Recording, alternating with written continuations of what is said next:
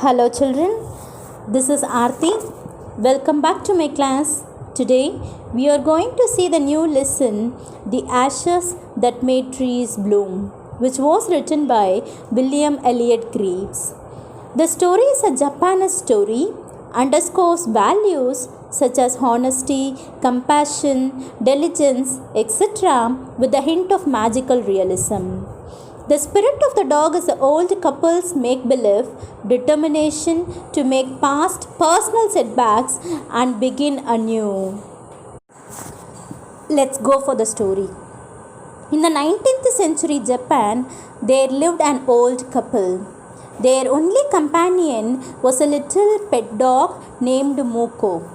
They loved it as if it were their baby. They gave it pieces of fish and boiled rice to eat. Muko also loved its noble master. The old man was a rice farmer. He worked hard with his spade from the morning till sunset.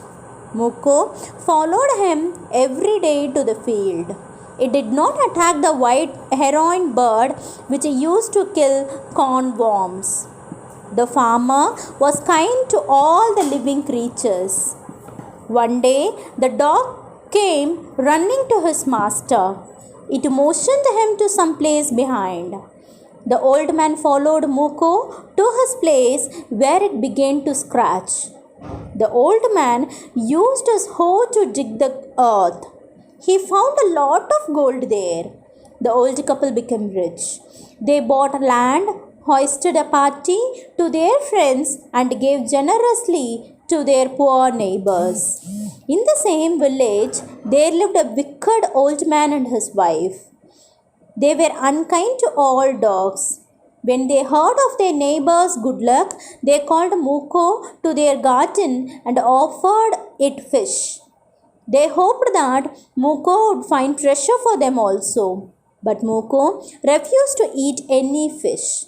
The dog took them to a pine tree in the garden. The greedy old couple danced with joy. He began to dig, but he found only a dead cat in the pit.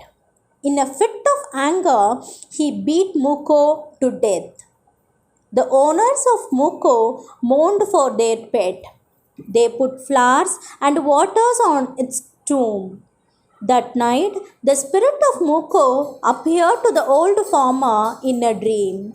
It asked him to cut down the pine tree over its graves, make a mortar for rice pastry, and a mill for his bean sauce. Soon the old farmer made a hollow space in a tree trunk. He with his wife made a hammer of wood for pounding rice. They baked the pastry, and suddenly the whole mass changed into gold coins. The jealous old neighbor noticed being sauce turned into gold. The old couple were rich again, so the neighbor also did the same. But their pastry and sauce turned into worms. They destroyed the mill borrowed from the old couple and burnt it. The good old man had another dream. The spirit of their pet dog told him to take the ashes of the milk and spread it on the withered pine tree. He assured him that they would bloom again. The old man brought some ashes of milk. He spread a pinch of it on a cherry tree. The tree was covered with blossoms. The greedy wicked couple gathered the remaining ashes of the wooden mill. The wealthy landlord of the village was to pass by the road. According to the custom of all the people, had to shut up their high windows. Nobody was allowed to look down on lordship. They also knelt upon their hands and knees until the procession passed by. A tall man marched ahead, asking the people to get down on their knees. But the good old man didn't kneel down. Instead of it, he scattered a bit of ashes over the withered cherry tree. Suddenly, it burst into blossom. The landlord got out to see the wonder.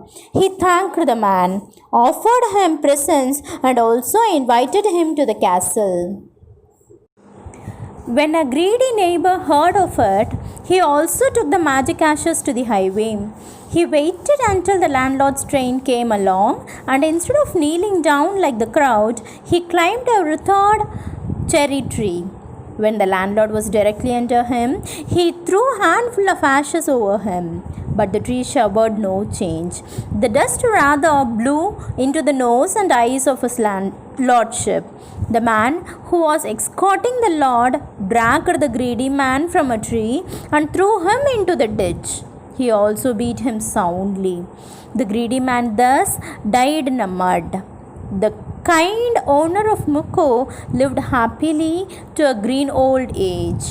The moral of the story is that the result obtained of any action depends on our good or bad works which were done by us in the past. Thank you.